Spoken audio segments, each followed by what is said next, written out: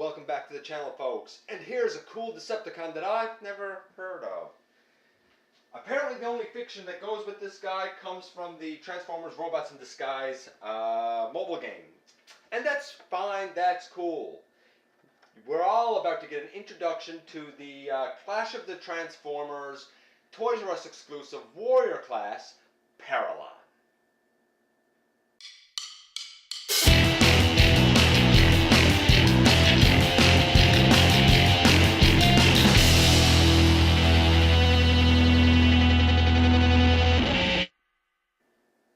Welcome back to the channel, folks. I'm your host, Dennis Moulton, aka GotBot, and this is one of the Toys R Us exclusive characters that came out recently. This is Paralon. He is obviously a redeco of the Scorponok figure for Robots in Disguise. I think he has a new head sculpt, and I believe it's based on the Scorponok head of Beast Wars. It looks weird. What can I say? It looks weird. And this guy as a whole looks weird. I'm going to take him off screen for a second and just bring in the box. I'm not a big box guy, but here's the box. It says Minicon on it, and he doesn't come with one, but on the back there's, I guess, a Minicon he can interact with. That's about it for the box. He comes with a sword. And of course he could, you can take the sword and you can put it in his hand. But, come on, a scorpion tail with a sword on it, that's just cool. That is just plain cool. Paint apps. Well, we don't really have much to go on because we haven't really seen them in much fiction. But I like the purple, kind of like I did with Fracture. What can I say? Purple's my favorite color. I'm going to give it a 10. I think it looks fantastic. I also like the way that interplays with the gray, and the fact that we have two different purples. I think it looks great.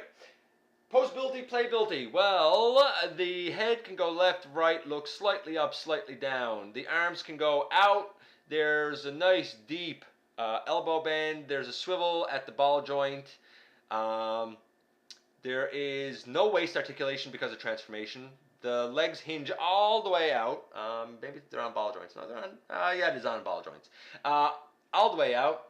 There is a nice tight thigh swivel, a knee here, a weird knee here, and the toes articulate.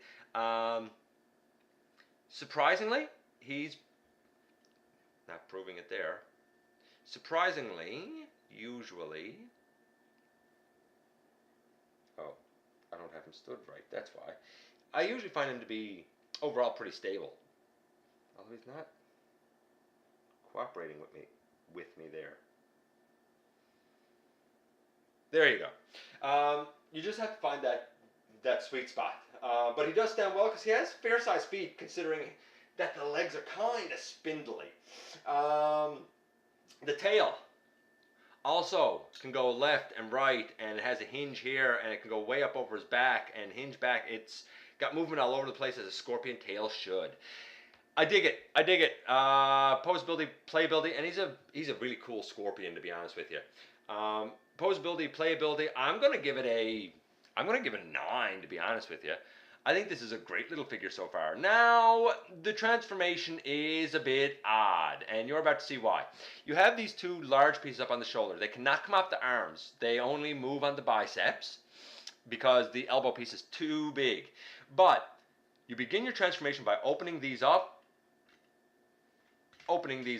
and detaching them. There's a little port right here that goes in on over a little peg up right here. You bring these all the way down, and you need to basically turn them around until you get the claw in there. Now the claw only fits in one way properly. It should look kind of like that. And then you close this up. Same thing here. You have to bring it down around the elbow, put the claw in, and close it up. And that's going to be the pinchers, I guess, in scorpion mode. Next, you do what? You open out the chest, and there's a hinge. There's a hinge in here. And you basically take the entire back half of the body and you bring it up. Don't close it yet, because you need to bring out the beast head. all the way up till it snaps. You need to turn the robot head around, and you need to put the robot head back in, and then close it all up. Nice and tight. Make sure that you push it in tight, and it'll all kind of go flush like this. You bring down. No, actually, won't bring those down yet. Now we're going to deal with the weirdest part of this guy, the legs. You put them all the way out to the side, and you would think that you probably kind of bend them like this, but you don't. You actually keep this thin piece straight, and you put the foot in, and you bend the whole piece up like that. You keep the thin piece straight, you bend the foot in, and you collapse the whole thing like this. Now, you need to make sure that you orient these leg pieces properly.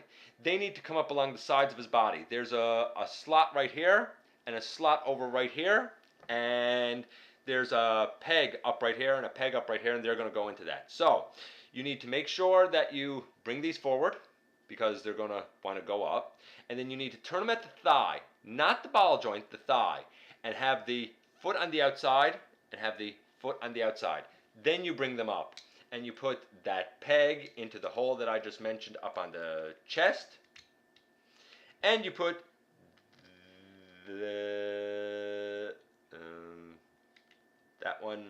that peg up into a hole on the chest, and boom, in the end, there you go, a beautiful scorpion mode for this guy. And it looks great. Not a hard transformation as soon as you know what to do with the legs. I'm going to give it an 8.5 because you do have to fiddle with the legs just a little bit. Oh, and you have to put down the scorpion legs, of course. There you go. I think overall this guy's great. I'm going to give him a 9. I think I would give the Scorponok an 8.5. I'm going to give this guy a 9 just because I like the paint better. I did neglect to do one thing, so I'm going to take a second now, and you're gonna get to see him go back in robot mode because I did not do a size comparison. I'm just going to take a second to do that now, and you can see just how quick and easy this is. I'm not going to do everything with it.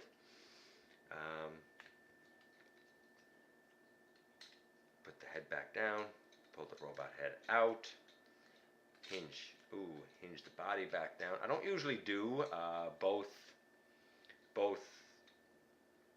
modes back and forth, but I do want to do a size comparison just so you know how big or small this guy is with other figures in the line. And you can see that I don't mind doing this because it's quick. But yeah, this guy's like a 9. He's pretty great, I got to say. That goes on. Tail goes up. We'll stand him up kind of as straight as we can. There he is there. And he fell naturally.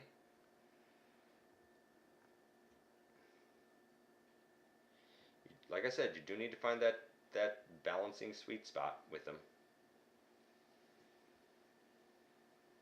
Once you get it, he's pretty great. There. And here he is with Thunderhoof. And here he is with the little guy, Quillfire. Yeah, he's great. He's a 9. So what can I say? Should you get him? Well, obviously, as always, it's up to you, but I don't think you're going to regret it if you do because there's some really interesting things going on here. He's really different. Anyway, that's it. Thanks for watching. Thanks for giving me a little bit of your time, and I look forward to the next time that we get together right here inside the videos.